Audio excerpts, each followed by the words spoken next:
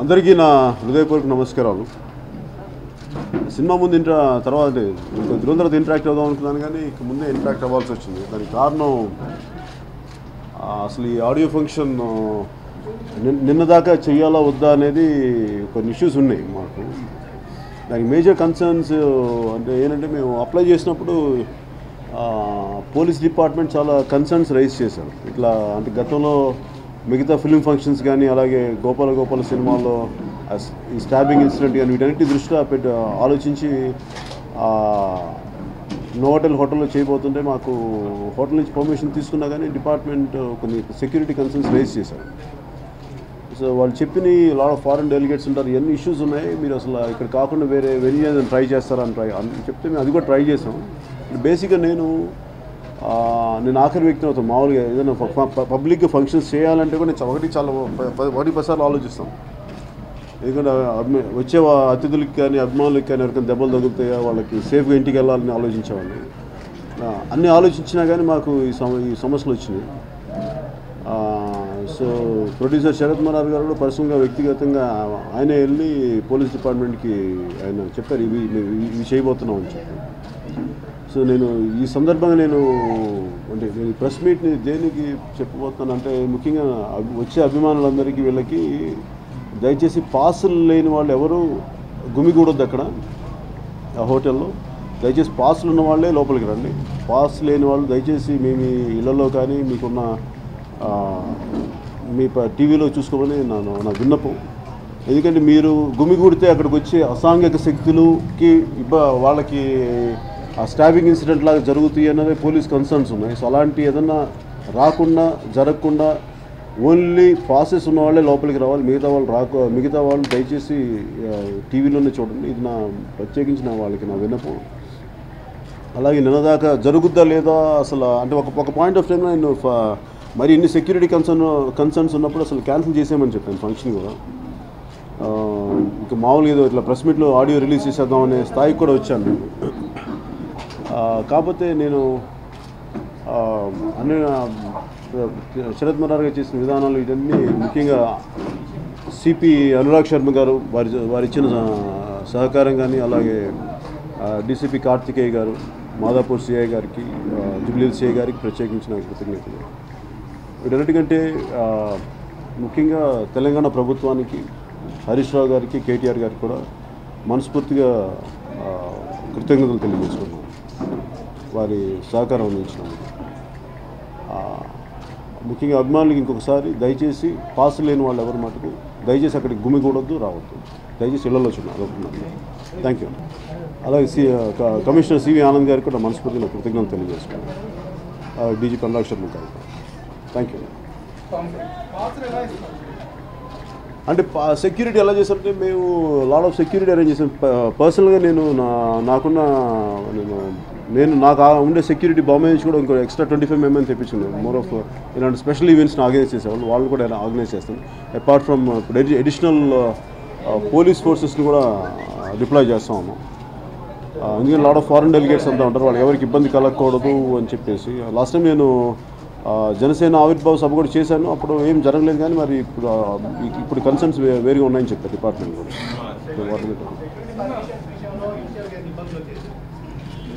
ఇబ్బందులు ఏం రాలేదండి, మోర్ ఆఫ్ కన్సర్న్సే. ఇబ్బందులు అంటే ఏం లేదు. అంటే మెయిన్ వాళ్ళ ఉద్దేశంలో, డిపార్ట్మెంట్ ఉద్దేశంలో ఫారెన్ డెలిగేట్స్ చాలామంది ఉన్నారు. ఏదన్నా జరిగితే, అది ఒక అన్టువర్డ్ ఇన్సిడెంట్ జరిగితే ఏదైనా మళ్ళీ ఇంటర్నేషనల్ అది అన్వాంటెడ్ బ్లాచ్ అవుతుంది అని చెప్పి అదొకటి కన్సర్న్ రైజ్ చేశారు, which I agree with that.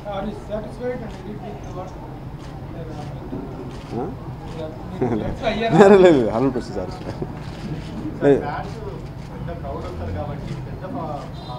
యాక్చువల్గా నిజాం గ్రౌండ్స్లో చేద్దాం అనుకున్నాం, బట్ అదొక అంటే సినిమా ఫంక్షన్ కాస్త ఇటు ఎట్లా టర్న్ అవుతుందో తెలియలేదు. అక్కడ కూడా కొన్ని కన్సర్న్స్ రైజ్ చేశారు, అలా చేద్దాం అనుకున్నాం. కానీ సో వీటన్నిటిని దృష్టిలో పెట్టుకొని కొంచెం కంట్రోల్ అట్మాస్ఫియర్ చేస్తే బెటర్గా ఉంటుంది. ఎందుకంటే నాకు ఆడియో ఫంక్షన్ జరుపుకోవడం నాకు పెద్ద ఇష్టం ఉండదు. ఎందుకంటే చాలా ఒక సెక్యూరిటీ హెడేక్స్ ఎక్కువ ఉంటాయి, దాని బదులు అందరికీ సంతోషం ఉండదు, రకరకాల ఇబ్బందులు ఉంటాయి. కాకపోతే ఏంటంటే ఇలా ఫంక్షన్స్ జరుపుకోవటం అనేది ఒక బేసిక్ ట్రేడ్ నామును ప్లస్ సినిమాని ఒక పొలిటికల్ సభకి మీటింగ్స్ ఎంత ముఖ్యం, ఒక సినిమా సభ కూడా దాన్ని వాళ్ళ తాలూకు సినిమా తాలూకు చెప్పడం అనేది ఒక ట్రేడ్ విధానం అయిపోయింది. వ్యక్తిగతంగా నాకు ఇష్టం ఉన్నా లేకపోయినా కానీ ఒక ట్రేడ్ విధానంలో నేను కూడా దీన్ని ఒక లొంగక తప్పని పరిస్థితులు. యా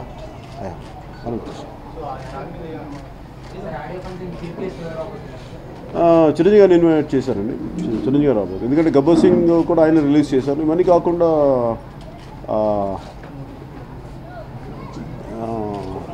మేజర్గా నేను అనుకుంటే జానీ తర్వాత నేను ఫుల్ ఫ్లెజ్ స్క్రిప్ట్ రాయలేదు. సో లాంగ్ బ్యాక్ రాశాను కాబట్టి అన్ని దృష్టిలో పెట్టుకొని నేను వాటిని ఇన్వైట్ చేయడం జరిగింది. అంటే కథ దృష్ట్యా ఇది మోర్ ఆఫ్ మనకి ఖమ్మం ఛత్తీస్గఢ్ బార్డర్లో జరిగే స్టోరీ. ఇంకా more of Hindi belt feeling ఉంటుంది. దాన్ని బట్టి ఎరోస్ కంపెనీ ఉంది, షేప్ పార్ట్నర్స్, వాళ్ళన్నా నేను డబ్ చేసేది నేను అలౌడ్. నేనా అరే ప్రమోషన్ నాకు తెలియదు అండి. అను ఎగ్జాక్ట్లీ చూస్తే అంటే ప్రమోషన్ నేను వెళ్ళి మాట్లాడలేదు, అంతగా ఆలోచించలేదు.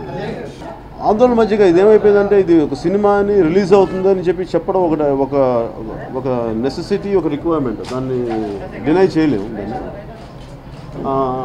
అలా అని చెప్పి అన్ని ఆడియో ఫంక్షన్స్కి మేము అడిగాం.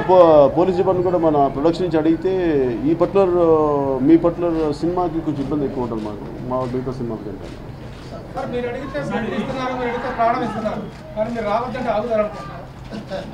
అవుతారు ఇది ప్రేమతో చెప్తాను. ఇప్పుడు వాళ్ళకి ఇంటికి ఏదైనా దెబ్బలు తగిలి ఇంటికి వెళ్తే బాధ నాకే ఉంటుంది. అందుకని ఆ ఉద్దేశం వాళ్ళకి తెలుసు కదా, అందుకని ఆగుతారని నేను ఖచ్చితంగా నమ్ముతాను. అదొక కాంప్లికేటెడ్ ప్రాసెస్ సార్. మీరు మొన్న చూశారు కదా, మీరు విన్నారో లేదో తెలియదు, గోపాల ఫంక్షన్లో కూడా ఒక స్టాబింగ్ ఇన్సిడెంట్ అయింది. అసలు ఎవరో రౌడీ షీటర్స్ పిక్ పాకెటర్స్ ఎవరు చేశారని అన్నారు ఆ టైంలో. అలాంటి జరిగే అవకాశాలు ఏం గ్రూప్ ఆఫ్ పీపుల్ డెఫినెట్గా పిక్ పాకెటింగ్ ఇవన్నీ ఉంటాయి. అండ్ ఆల్సో లేదండి, పోలీస్ నుంచి వచ్చింది. నాకు అంత తెలియదు. నాకు ఇక్కడ ఉంటుంది. అవును, స్ట్రాటజీ ఇట్స్ మోర్ ఆఫ్ మా హిందీ పార్ట్నర్స్ ఎరోస్ చూస్తున్నారు, వాళ్ళు చూస్తున్నారు. ఎవరు ట్వీట్ ఏం చేశారు?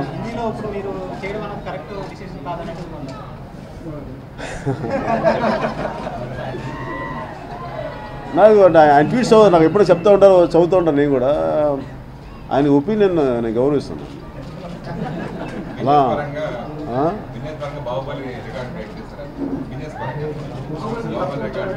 నేను ఇప్పుడు దాకా నిజంగా లోపల కూడా నాకు అనుకోను ఇది బ్రేక్ చేయాలనుకోను. ఇంకా సినిమా చేస్తాం, దాన్ని కెపాసిటీ అంతా అంత ఆడుతుంది. దాన్ని కూర్చోబెట్టి ఇంకొక సినిమాతో పోటీ పడాలని కానీ అది ఎప్పుడు నా లైఫ్లో ఎప్పుడు నేను ఆలోచించలేదు కూడా. అది భగవంతుడు వదిలేస్తాను నాకు సంబంధం.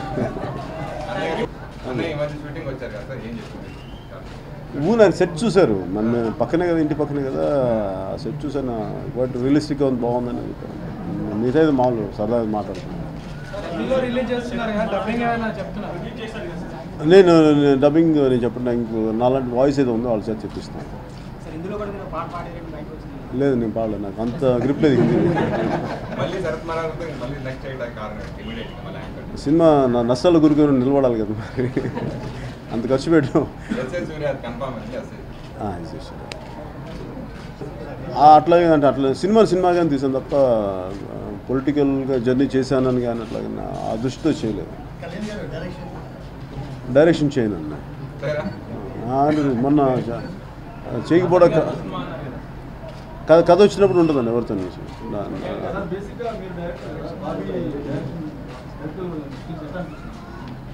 క్వైట్ కేపబుల్గా బాగా చేస్తాను. కథ అలాంటి కథ అండి, అంటే అది ఒక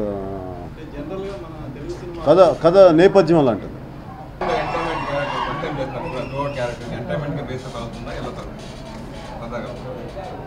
I think it will entertain.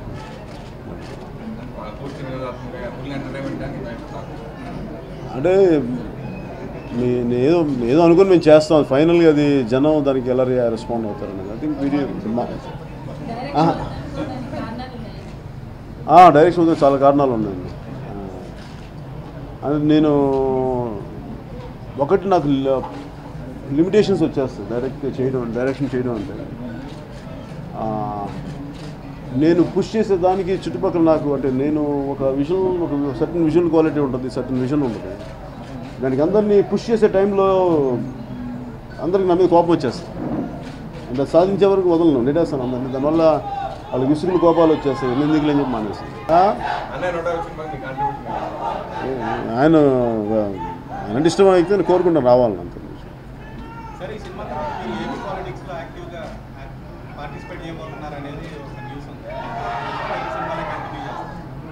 అవును, సినిమా పరిస్థితి అంటే సినిమా అంటే నాకు రైటింగ్ చాలా ఇష్టం. నాకు అసలు ఈవెన్ సినిమాలు వదిలేసినా కానీ అంటే ఇలా సినిమాలు పాలిటిక్స్ వల్ల వదిలేసామని కాదు.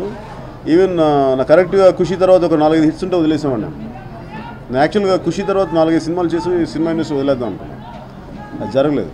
అంటే అప్పుడు పాలిటిక్స్కి వెళ్ళాలని కాదు నా ఉద్దేశం. కాకపోతే ఏంటంటే నాకు అలసట, నాకు విపరీతం సినిమాలు చేయాలంటే. అంటే ఎక్కువ తప్పులు పడతానో తెలియదు కానీ నాకు చాలా అలసటగా ఉండదు సినిమాలు చేయాలంటే.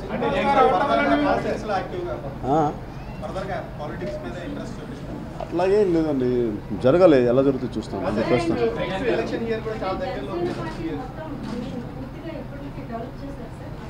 అది నేను పొలిటికల్ మీటింగ్ చెప్తాను. నేను చెప్తాను, ఇది only for film related meeting చెప్తాను. Film related meeting.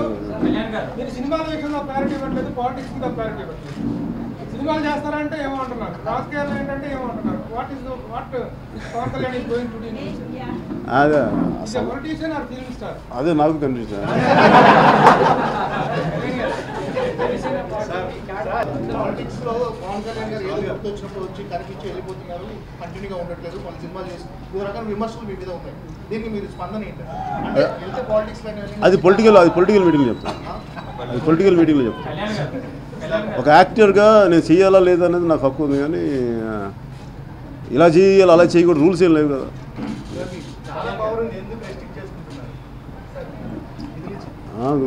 ఏం సార్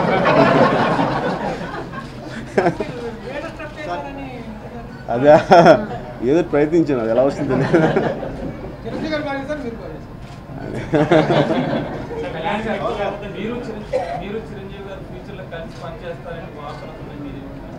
అది నేను ఆయనతో ఎప్పుడు యాక్ట్ చేయడానికి సిద్ధంగాను.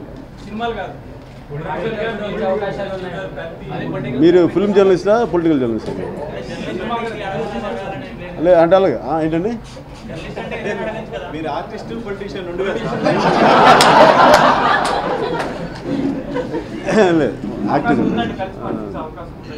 మేము పొలిటికల్ కంటే కూడా మేము ఇద్దరు సినిమాల పరంగా కలిసి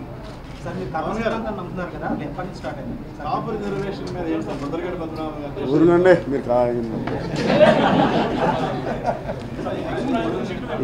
పొలిటికల్ మీటింగ్ చేస్తున్నారు కదా, నేను ఆల్రెడీ చెప్పేసాను మీకు నిజంగా చెప్పాలి. ఓకే మీరు 2 అన్నారు కదా, నాలాగే నేను వాడికి క్లారిటీ ఇచ్చాను.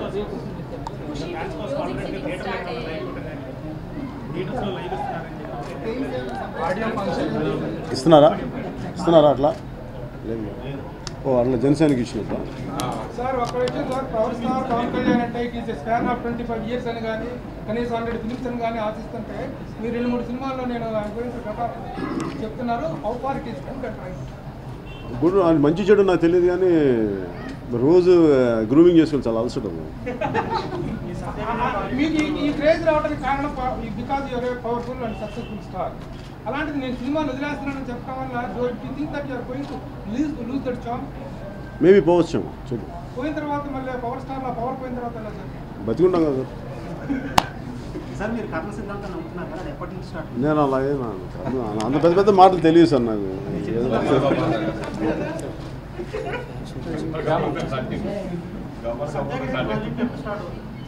అది రియల్ లైఫ్లో చేద్దాం చాలా ఓకే. అలాగే ముఖ్యంగా బయట ఉన్న నా అభిమానులందరికీ